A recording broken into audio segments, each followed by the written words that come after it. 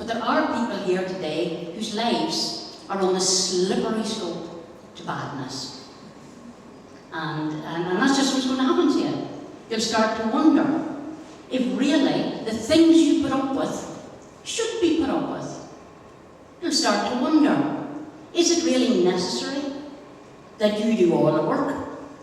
You've ever noticed men don't do saucepans or nappies? So what? Why is that allowed? Well, it is allowed. And part of what happens to you today is that you might go home and say, you know what, if nothing else changes in my life, the unfortunate person you're going home to is about to start saucepan duty. If it's only one step, if it's only one small step, it's a start. Saucepan duty, nappy duty, get up and make your own damn bed duty is not a bad place to start in the politicising of your personal life. That nobody has a right to make another body's life unnecessarily hard. Nobody has that right. Nobody has a right to make somebody else's life difficult. And lots of people think they do. And nobody should be considered less of a human being because of things over which they have no control. Like the gender they were born, like the class they belong to, like the culture they belong to, like the way their heads work, like the way they think. I just don't happen to believe that a human being, because a human being is a woman, should have to do specific things that are beneath other human beings who happen to be men. I don't believe that. I'm working in Dungannon, I do a lot of migrant rights work, and local women now have women who do. And they're usually South American women, Afro-Portuguese women, who are now cleaning up after other women in domestic chores. Because the women who have moved up into dual roles and are earning money have women who come in and mind their children and look after their dog and do the housework. And almost exclusively at the minute, the women who do for the women who work in the context of Northern Ireland are migrant women. And so I'm beginning to see at home the thing that I first saw when I went to the United States. Classy women who had women who did. It didn't sit right to me. And so as I went through America, learning a lot of things about race and about class, I found sisterhood.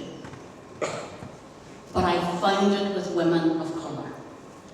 It was very interesting for me in terms of diversity. My first understanding of feminism came through that particular alliance.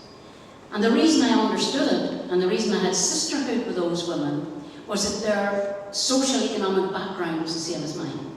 So I would find myself being put up with people who thought I belonged to them, and thought they belonged to me, and they would be Irish Americans, good people, really good people. And they put me up in their house.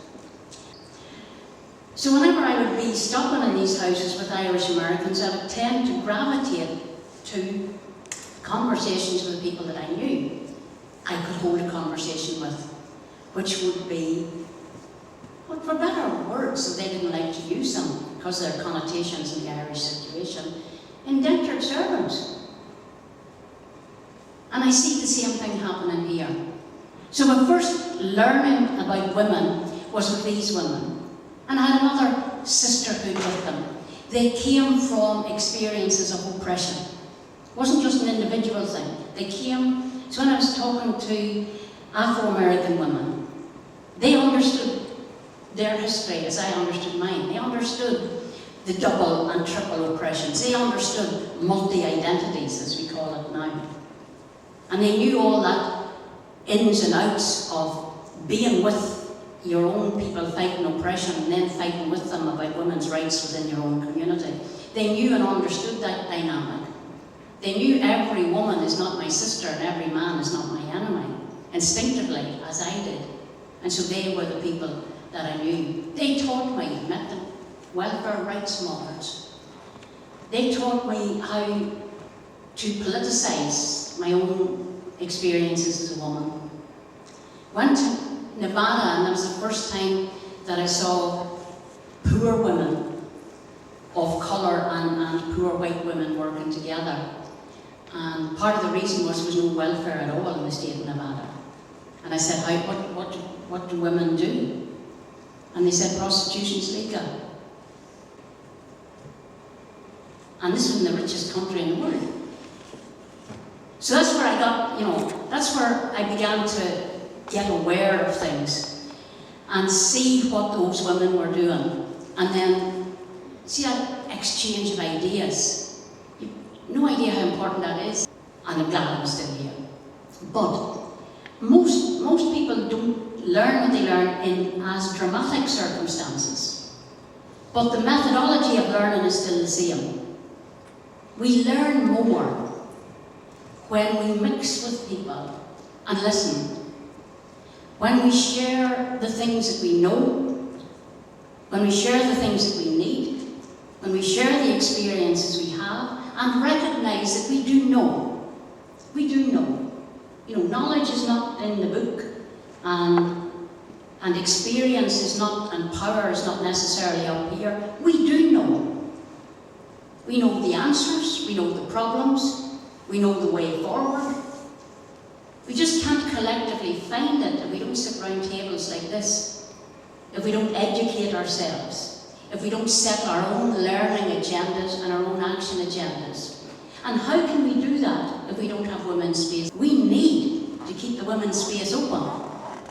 We need to continue to assert that women's rights are human rights.